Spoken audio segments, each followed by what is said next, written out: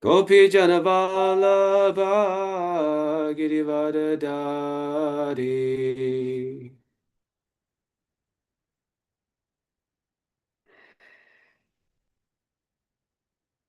Yashodanandana Vraja Janaranjana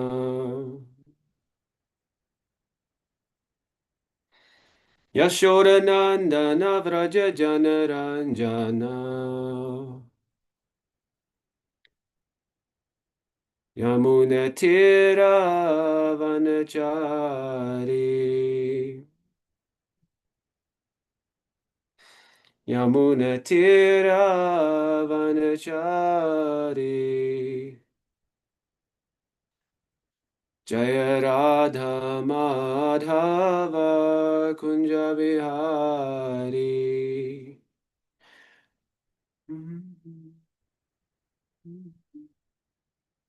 Jaya Radha Madhava Kunja Bihari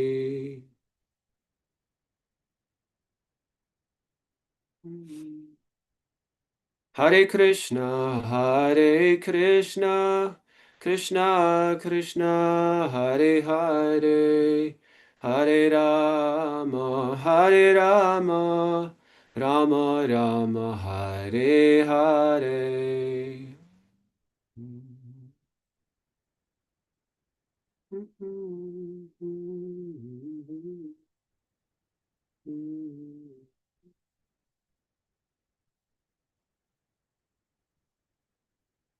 Hare Krishna, Hare Krishna, Krishna Krishna, Hare Hare, Hare Rama, Hare Rama, Rama Rama, Hare Hare.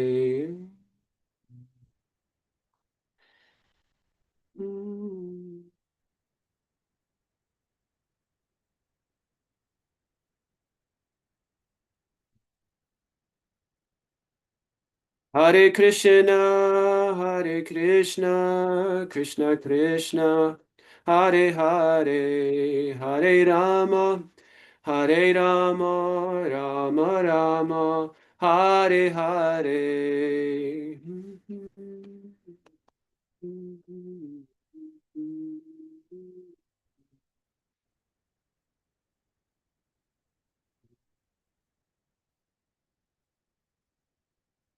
Jaya Prabhupada, Jaya Prabhupada, Jaya Prabhupada, Srila Prabhupada.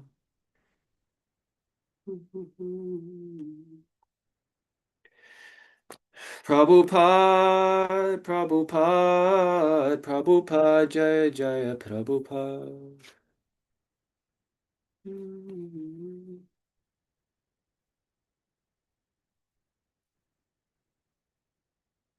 John Vishnupad Paramahansa Parivajgacharya Stotra Shatashi Shimad A.C. Bhaktivedanta Sai Maharaj Srila Prabhupada Ki. John Vishnupad Paramahansa Parivajgacharya Stotra Shatashi Shimad Bhakti Siddhanta Sarasvati Goswami Maharaj Prabhupada Ki. Garantaraj Shrimad Bhagavatam Ki and Tagora Premanandi.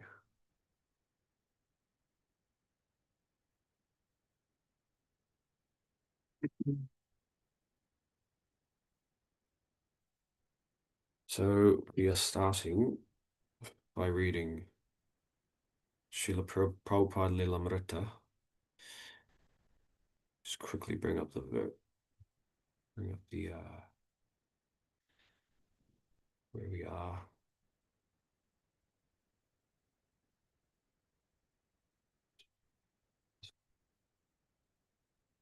Sorry, just 1 second.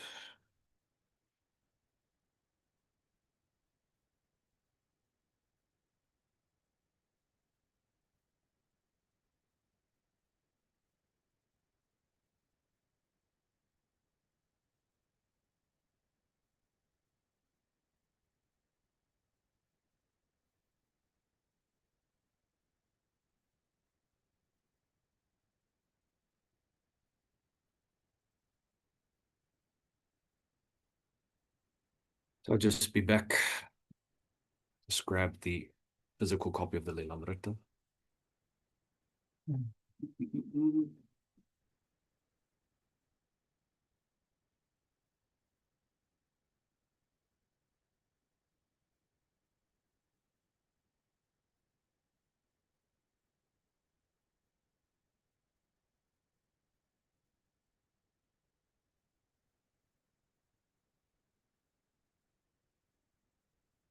To rely on technology. Okay, so this is page 926. The chapter is a lot of ground to be covered.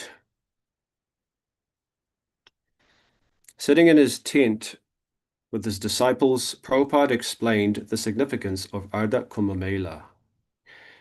For millions of years, he said this had been among the most sacred places in India. During the appearance of the tortoise avatara, when the demons and demigods had been churning immortal nectar, a drop of that nectar had fallen there. Since then, every 6 and 12 years, certain auspicious planets form a jug, and this jug, filled with immortal nectar, is said to pour that nectar upon the Triveni. Lord Ramachandra and Hanuman appeared here in Allahabad, and here Lord Chaitanya taught Rupa Goswami the science of devotional service. Prabhupada said he had also lived in Allahabad with his wife and family, and Srila Bhaktisiddhanta Saraswati had initiated him at Allahabad's Rupa Goswami Gaudiya Math in 1932. As for the Melas, anyone who came and bathed at the auspicious times when the prana was pouring down from the heavens was guaranteed either promotion to the heavenly planets or liberation. John Gracer. I talked with other so-called gurus, and they were very impersonal. They didn't seem to care so much for persons, especially Westerners. They had a dislike, sort of a disdain, even though occasionally some of them would have a Western disciple. Prabhupada was completely different. He didn't seem so much concerned about externals, but was very concerned about a person's philosophy, his consciousness. And of course, he always tried to inject Krishna consciousness into everyone he met.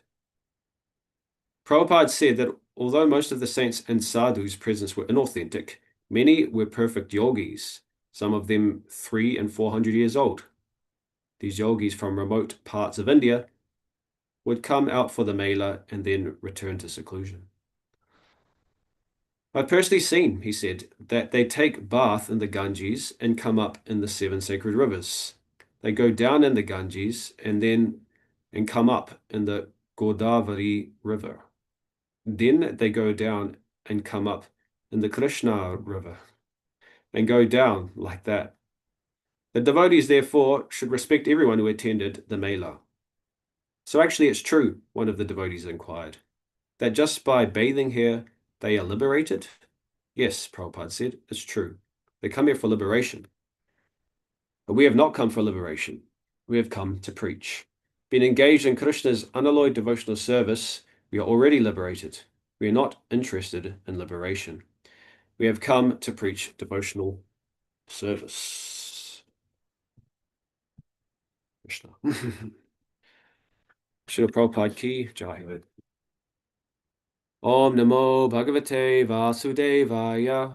Om Namo Bhagavate Vasudevaya. Om Namo Bhagavate Vasudevaya. Om Namo Bhagavate Vasudevaya. Om Namo Bhagavate Vasudevaya. Om Namo Bhagavate Vasudevaya. Today we're reading from the Srimad Bhagavatam, 5th canto, chapter 13, entitled Further Talks Between King Rahugana and Jadabhaga. Text 10. Let's read the Sanskrit myself. Karhi smachit kshudra rasan vichinvangs tan makshikabhir vyatito vamanah tatrati krichrat patilabdamano balad vilumpant yata tang tatone. Karhi smachit kshudra rasan vichinvangs tan makshikabhir vyatito vimanah tatrati krichrat pratilabdamano balad vilumpant yata tang tatone. Kahi smachit kshudra rasan vichanvangs tan makshika pir vyatito vamanah tatrati krichrat pratilabdamano balad vilumpant yata tang tatone. Synonyms: karhi smachit, sometimes. Kshudra, very insignificant. Rasan, sexual enjoyment. Vichinvan, searching for. Tat, of those women. Makshikabhi, by honeybees, or the husbands or family members. Gatita, very much aggrieved. Vimana, insulted. Tatra, in that.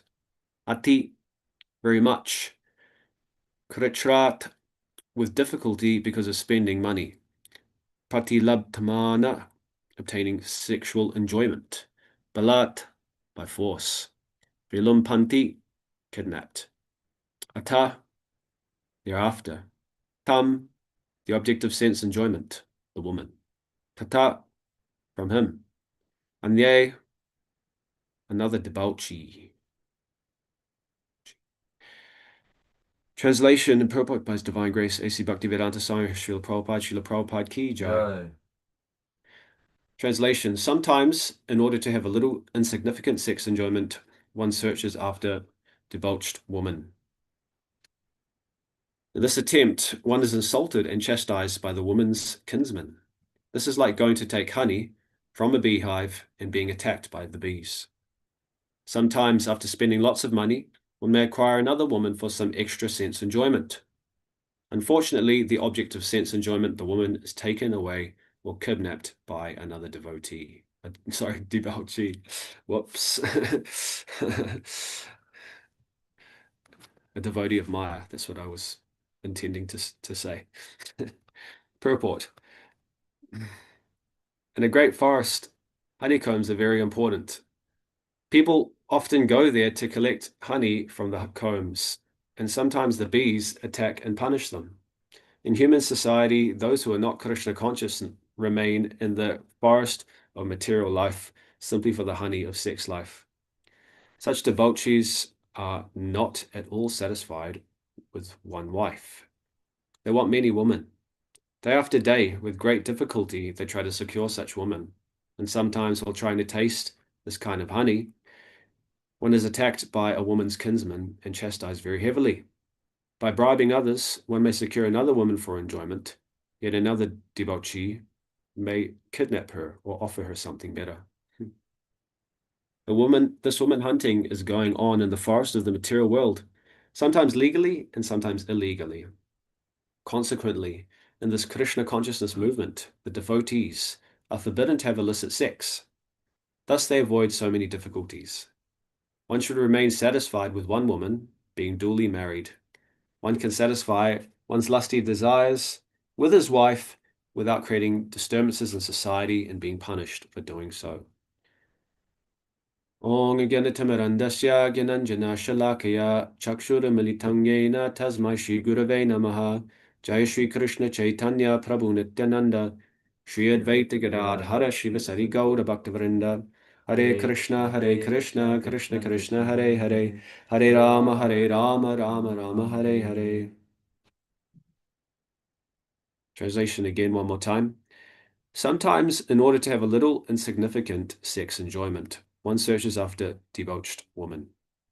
In this attempt, one is insulted and chastised by the woman's kinsman. Thus, this is like going to take honey from a beehive and being attacked by the bees. Sometimes, after spending lots of money, one may acquire another woman for some extra sense enjoyment. Unfortunately, the object of sense enjoyment, the woman, is taken away or kidnapped by another debauchee.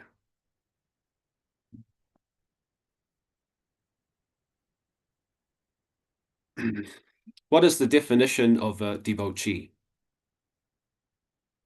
The standard definition given is one who indulges excessively in sex, alcohol, or drugs. And this is the fault of modern society. Modern society is raising a society of debauchees. Person hearing this definition of a debauchee in modern society may think, well, what's wrong with that? You know, to indulge in these three things, this is just part of life.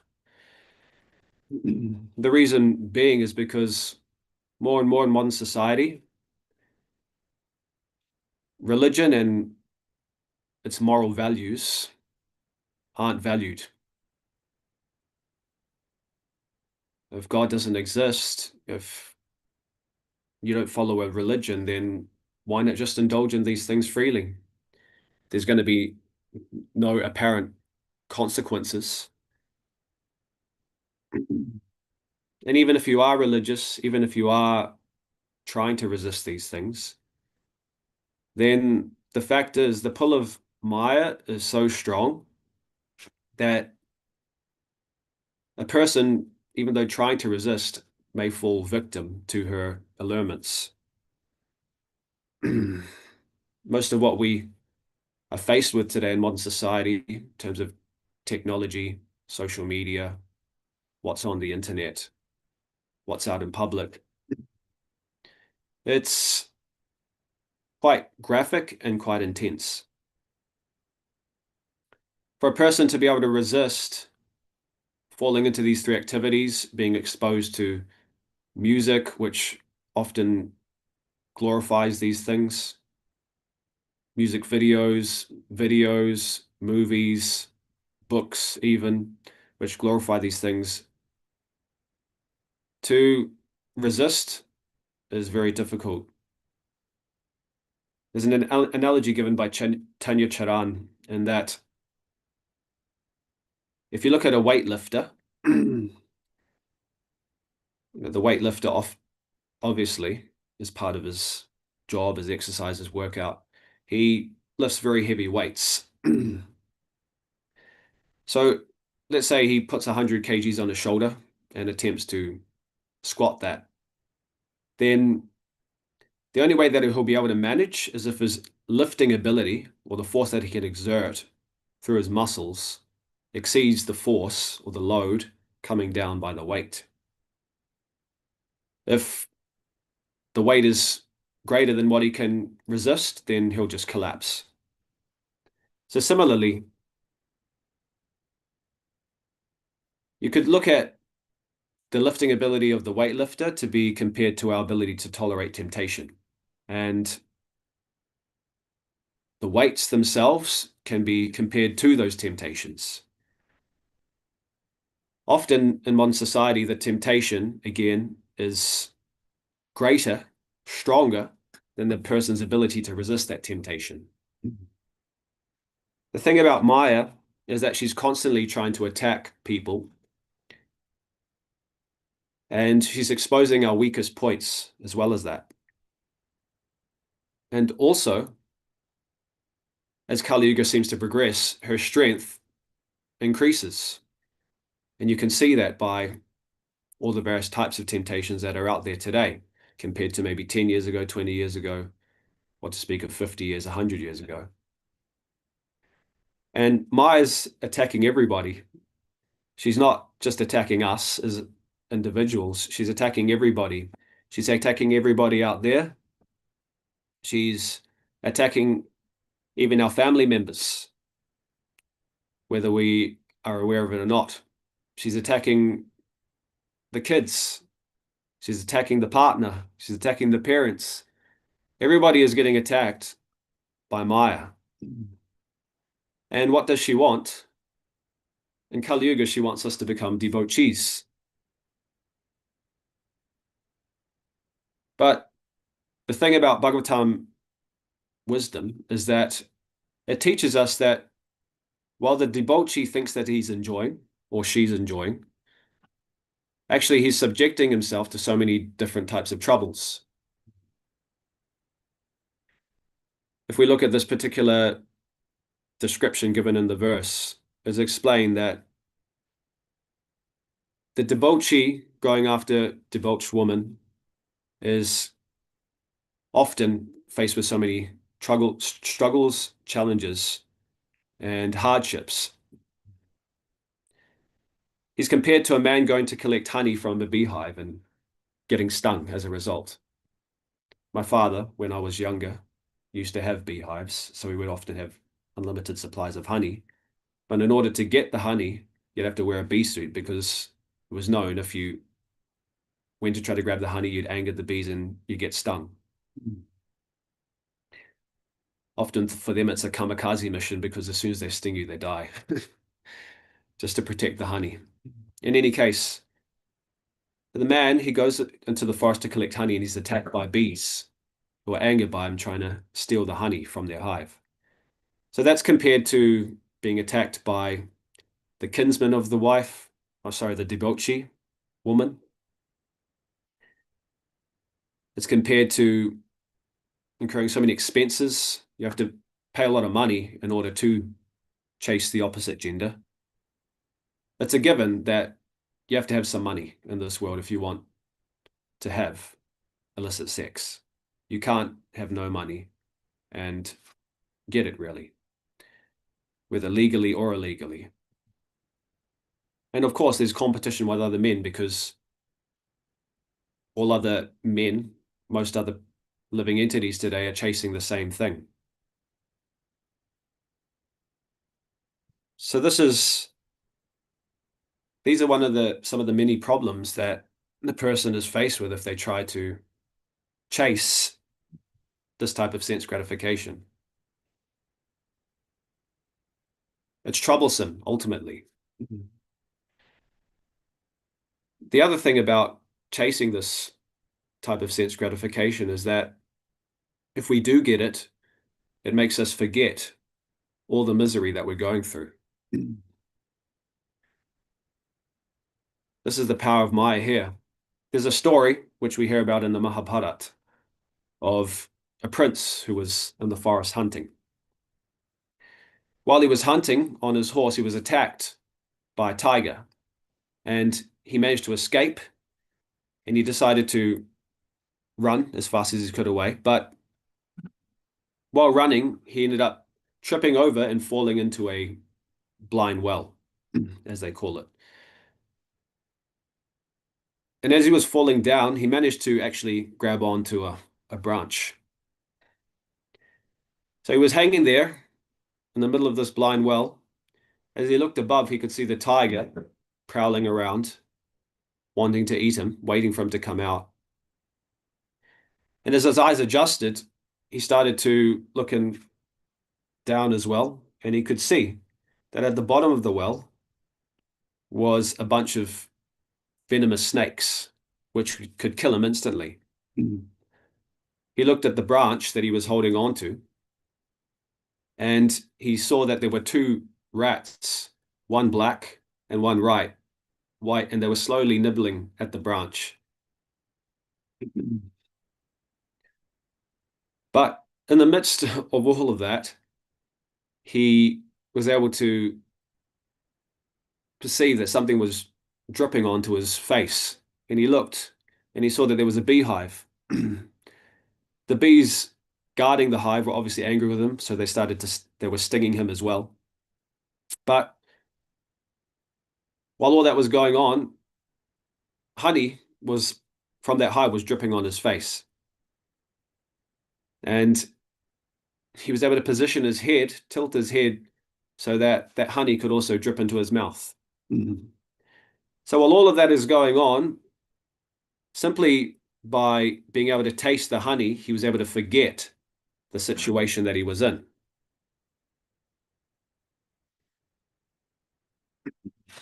This particular example is compared to us in the material world. It's said that we're stuck in the blind well of the material world. Samsara, basically that sums it up. Birth and death. These are inevitable factors within this world that we have to face. The tiger is compared to death, which is chasing us continuously. The black and white rats, what they represent is night and day, respectively. So they are slowly, over time, reducing our age. The hissing snakes at the bottom of the well, they are compared to the major problems of life. The stuff that would cause us immense suffering, like loss of business, major accident, health completely failing, loss of relatives, And the honeybees, they just represent the day-to-day problems that we face in life. Maybe getting stuck in traffic, maybe getting a hard time from the boss. The list is endless, basically. I don't need to say more. But the honey, the thing that's dissuading the prince from coming out of the well, that's compared to illicit sex, sense gratification. And it further expands into the happiness of household life. Because of these small drops of honey, we're willing to forget our real situation, which is very precarious. And our inspiration, our motivation to escape the blind well disappears, or at least becomes very weak.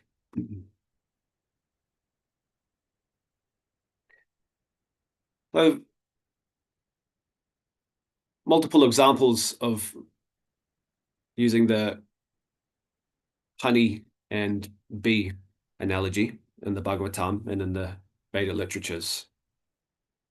Ultimately, to highlight the fact that by seeking insignificant sense gratification, a person will sacrifice their peace, they'll sacrifice their dignity, they'll sacrifice money, relationships, and even his future, just for a few fleeting moments of sense gratification. The Bhagavatam states in the 7th canto, the shloka which is spoken by Prahlad Maharaj, Yanmaitu Nadigriya Maidi Sukam Hitu Cham, Kanduya Nena Karayori Vaduka Dukam, Triptyanti Neha Kripana, Bahuduka Baja, Kanduti Van Manisi Jang Vishaheta Tira.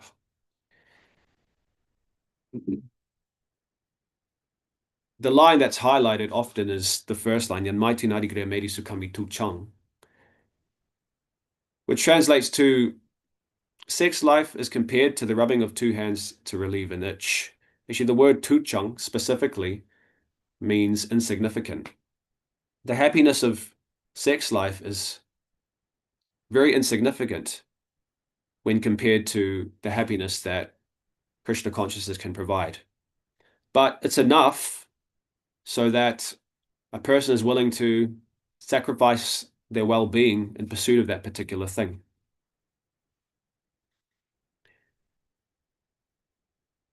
It's the highest happiness for the materialist. It's the thing that drives the material world to go on, but it causes so much suffering in the process.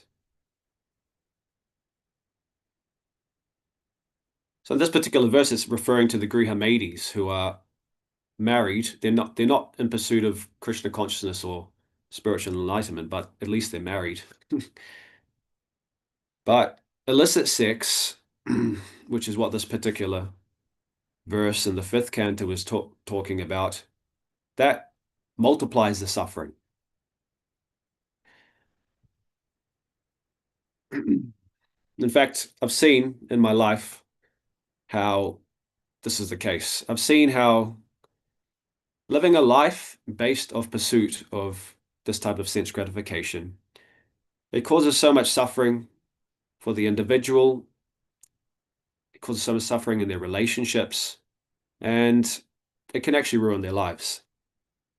An example that I can think of is a family member, auntie specifically, kind of sort of far removed from my immediate family, but anyway, auntie. She and her husband, they were experiencing some troubles in their relationship.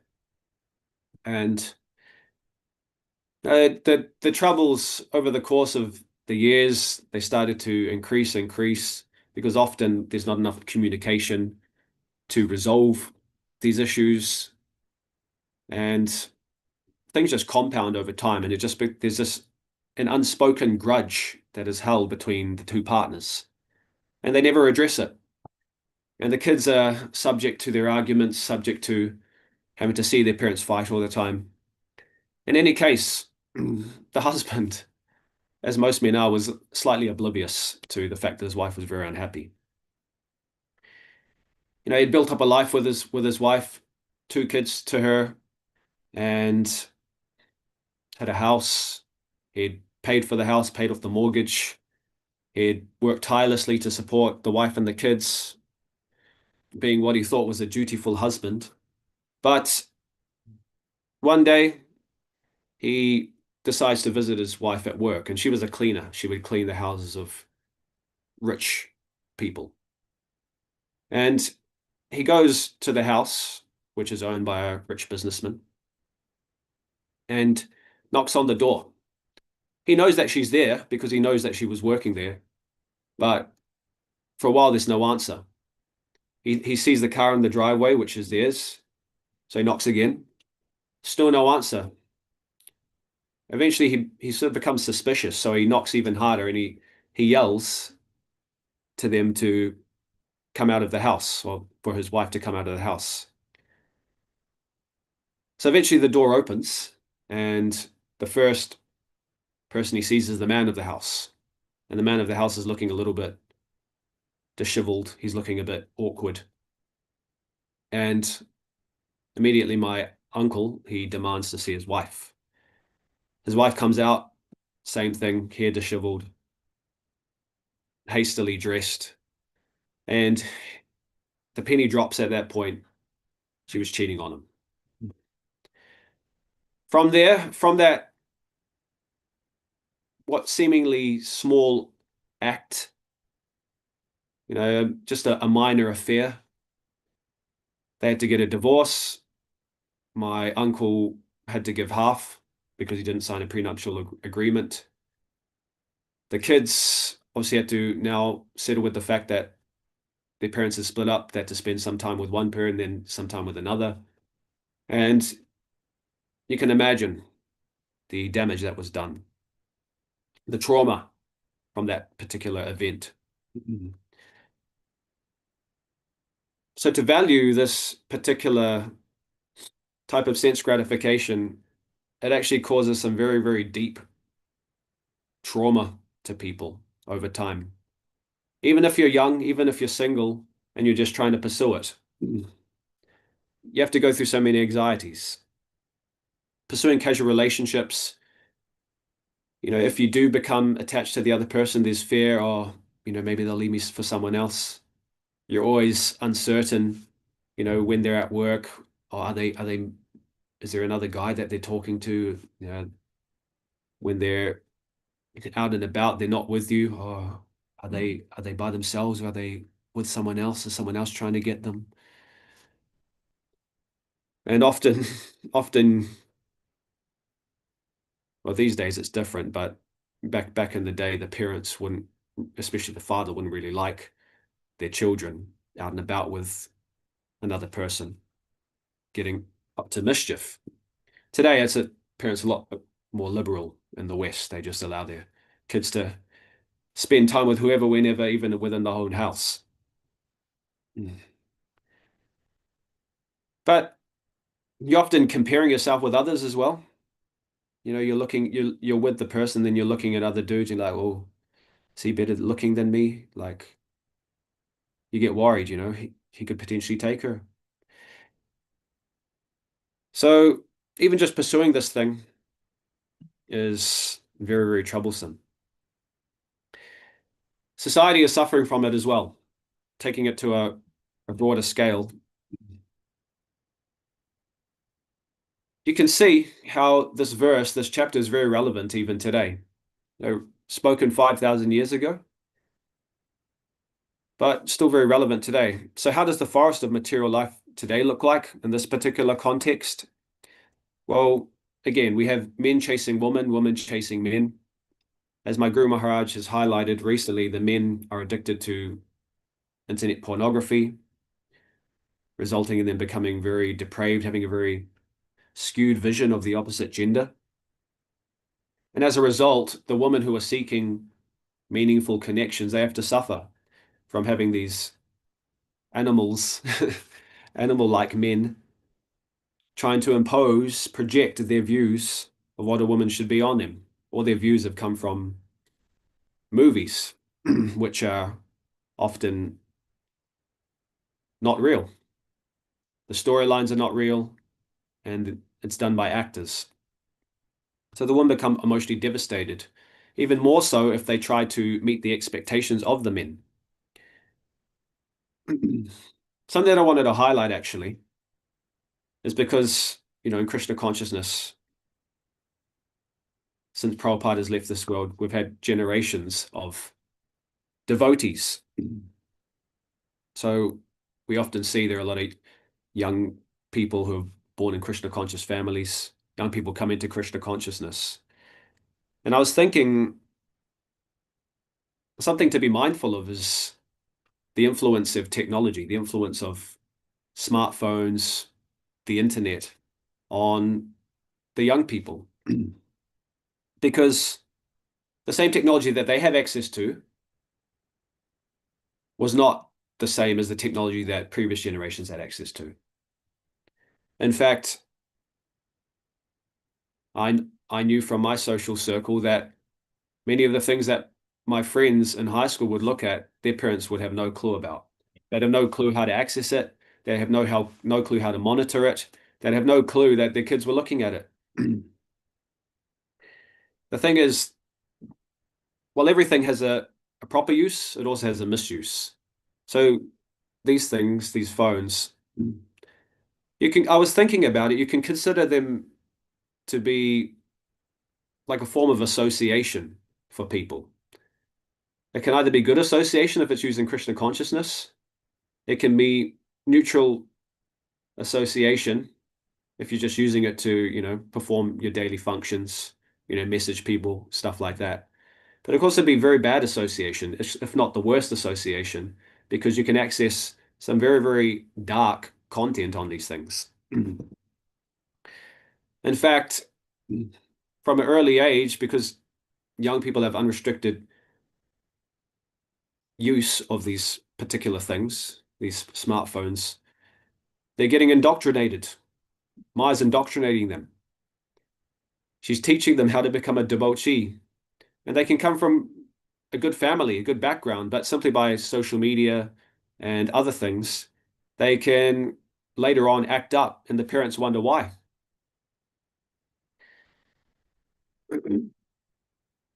In fact, today, I don't know how many people are aware of this. I often meet people on books, young people, and I ask them what they do for jobs. These are like teenagers. And a lot of them, they tell me that they're only like they work or they get money from OnlyFans. I don't know if any people have heard about this, but it's an app. You upload content and you make money from it. So, needless to say, young people today can make money from exposing themselves on camera, and they can make a lot of it because sex sells. In fact, one devotee in the ashram, he was doing book distribution. He met a woman, and he, as was usually the case, he would show her the book, explain to her the content of the book. And she revealed to him that she was going through a very tough time. Often this happens on the streets. People, they feel very comfortable in the devotee's presence. They feel that the devotee is non-judgmental. So they reveal what they're going through. So this particular woman, she revealed that she has a daughter, and she tried her best with her husband to raise her daughter in a wholesome environment and with good values. Now they're like a stereotypical white Kiwi family. Obviously far from perfect compared to Vedic standards, but still, they tried their best to raise her with good morals. But she had recently found out she didn't know why.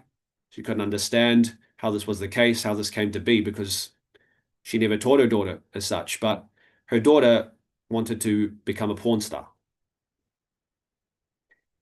at a very young age of 16. So the parents were devastated. They didn't know why. They couldn't stop the daughter. But it was later found out that she had gotten all these ideas from this thing here.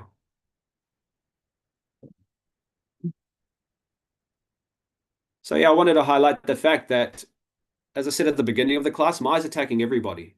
No one's exempt. Doesn't matter how young you are, doesn't matter how old you are. Maya's attacking everybody. So what are we going to do? Not only to protect ourselves, but protect the people around us.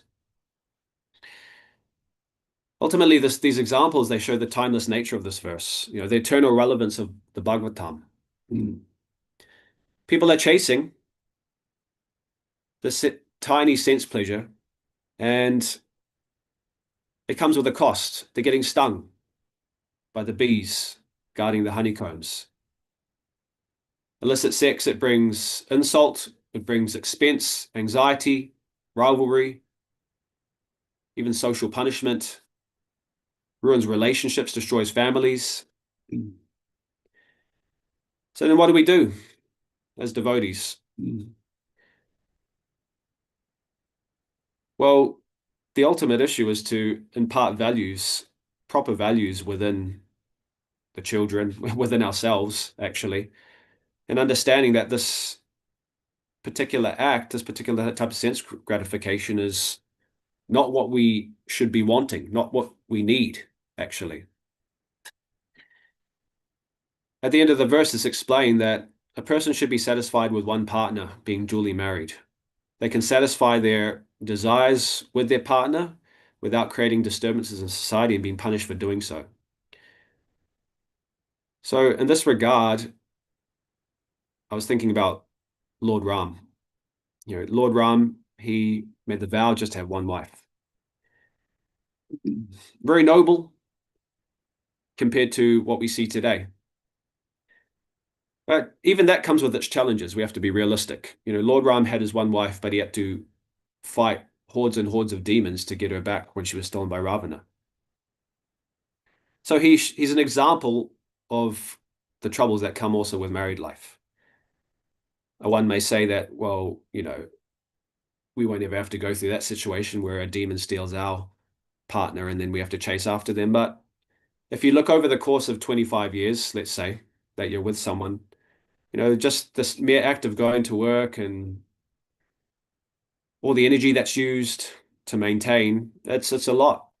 It's by the end of that 25 years, the amount of energy that's gone into trying to maintain, it's very significant, actually. The amount of money and the energy required to make that money.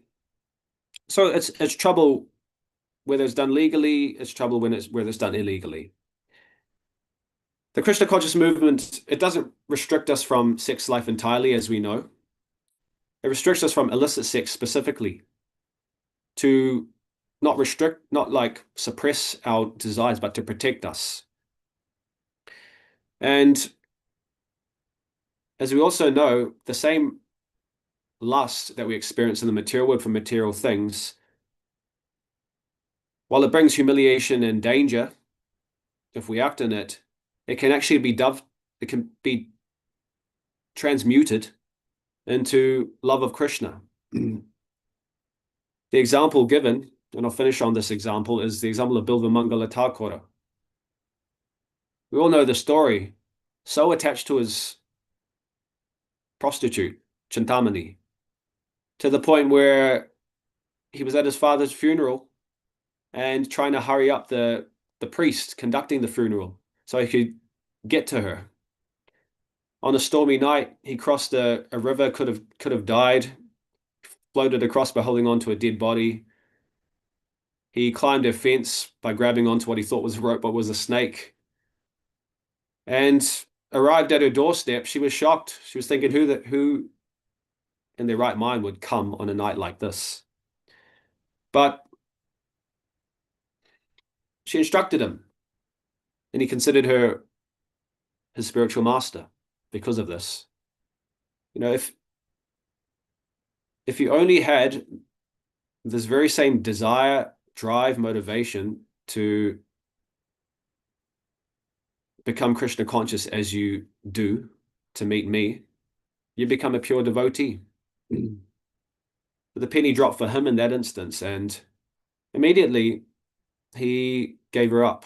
He decided to pursue Krishna consciousness. And we know the rest of the story. But the point is,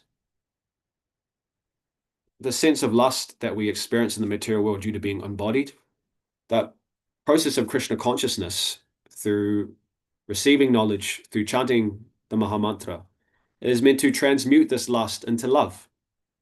And in that way, we can actually fulfill our loving propensity, of which lust is just a pale reflection. We can truly be satisfied, and in that way, the more Krishna conscious we become, the better an example we become, the more then we can actually influence others in the right way, while also being detached from the choices that they inevitably make, because everybody is an individual, everybody has their own free will. But we have high aspirations as devotees, and in pursuing Krishna consciousness, we will be able to eventually overcome this desire for sense gratification entirely. So I'll finish there. Does anyone have anything to add or share?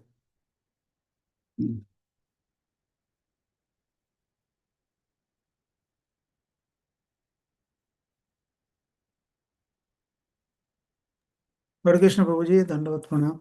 Thank you very much for the very nice class and bringing out the central point of the theme that every endeavor in this material world we give for enjoyment is made with tremendous difficulty. Often in this material world, people overlooks it due to the passion of getting the enjoyment. They sacrifice a lot of things and they do not understand. And initially they are very enthusiastic, but gradually they understand the endeavor and the effort and all that he has given is really not worthy of what little he has got. And in fact, this is what is called Maya.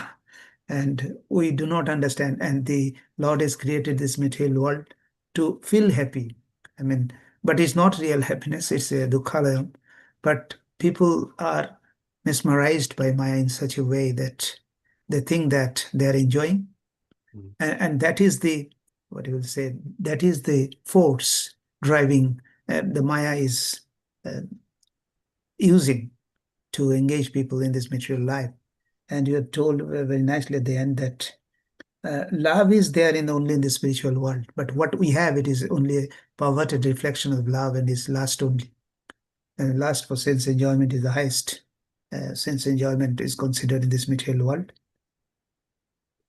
And in Krishna consciousness, unlike the yogis, I mean those who are indulged in Ashtanga Yoga and others, they do enough endeavor to control their senses, and sometimes they can do it, and sometimes they fails to do that. There are examples so many in our scriptures also. But in our Krishna conscious movement, everything we dovetail for the service of the Lord. We do not restrict our senses for sense enjoyment, but we utilize it for the service of the Lord. In this way, we just redirect it for the service of the Lord, and in this way we get free from that. And when it is done, following the regulative principle that is set up by our Prabhupada, is when relaxed it for us to in tune with the present situation. So if we follow that, and then we can have a taste of the pure love. And in this way, we can make our life successful instead of getting slipped into this so-called happiness, which is nothing but distress. And less distress means happiness there. So we should avoid that. And remaining in Krishna consciousness, we can resolve it also, our problems as well. Hare Krishna, that is my realization. Hare Krishna. Well, thank you for sharing your realization. It was very illuminating. I can see there is a question in the chat. Yes, Prabhuji, there is one. Yeah. So the question is, what constitutes as illicit sex? Does it include pornography? How do we stop it if we are stuck in the grips of addiction? What constitutes as illicit sex? Does it include pornography? Simple answer is yes. The Bhagavad Gita explains what sex done in Krishna consciousness looks like. So it's explained. So Krishna, he explains himself that I am sex life, which is not contrary to religious principles. So what does that mean? So in Krishna consciousness, we understand, based on what we've been told, that sex is performed for procreation of Krishna conscious children. Krishna conscious children who can actually benefit the world. So not just procreation, but procreation of Krishna conscious children. This is the ideal. This is the ideal that devotees try to strive for, adhere to. Anything else is not the ideal. I'm not going to go into the details because I'm a brahmachari. I've heard certain things in the matter, but I'll just say, to put it simply, pornography doesn't fall into the category of sex according to religious principles. Prabhupada would class this as satisfying oneself artificially. So how do we stop it if we are stuck in the grips of addiction? Well, first of all, you can feel, you may be glad to hear that many devotees, prior to becoming devotees, prior to getting initiated, they have struggled with this thing and they managed to get over it. So it's said that a person can overcome this by a serious spiritual practice. First of all, it is possible. My Guru Maharaj often advocates the intense chanting of Hare Krishna. By intense chanting on japa,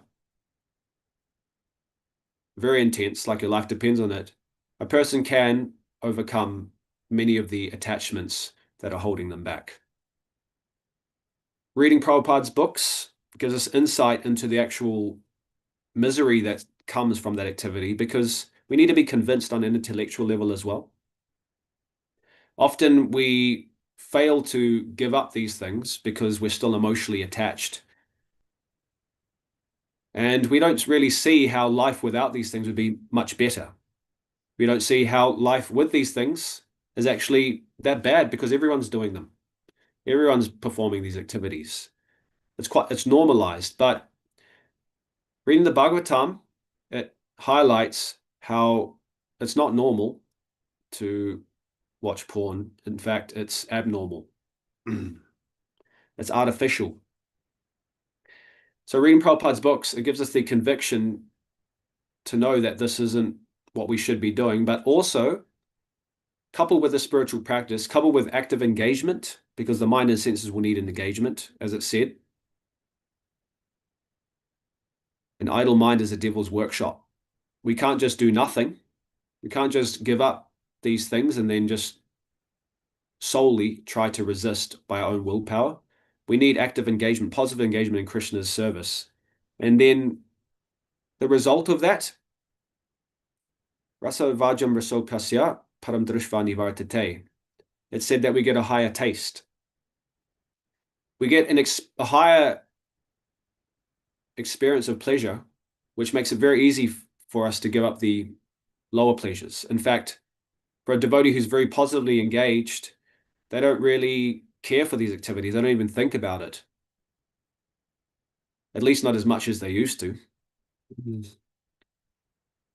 But as well as trying to pursue the spiritual solution, what we also can try to do, and this is completely fine, this is completely acceptable, is to seek help from professionals. I have known devotees who have sought help from the 20-step program, 12-step program, something like that. Anyway, from professionals who deal with people and help people who have addictions of various sorts, whether it be drugs, whether it be pornography, whether it be this, that, or the other thing. And one particular devotee in general who I know was struggling very intensely with overcoming this addiction, it was like the last thing that he needed to overcome before he could start practicing properly.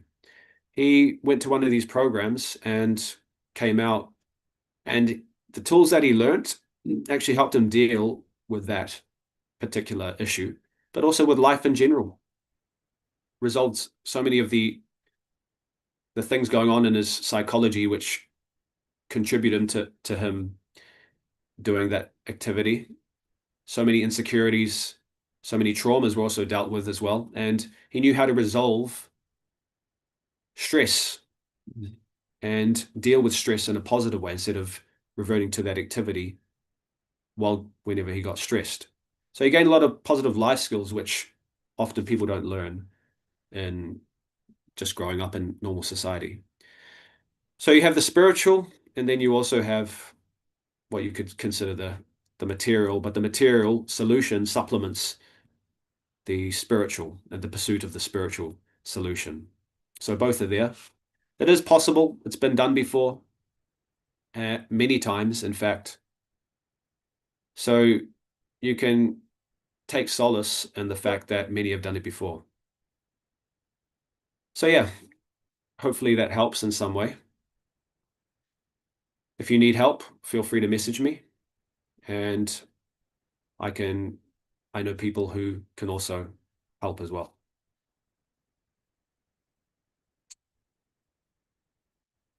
Is there anything else that I could answer? Or are we at time?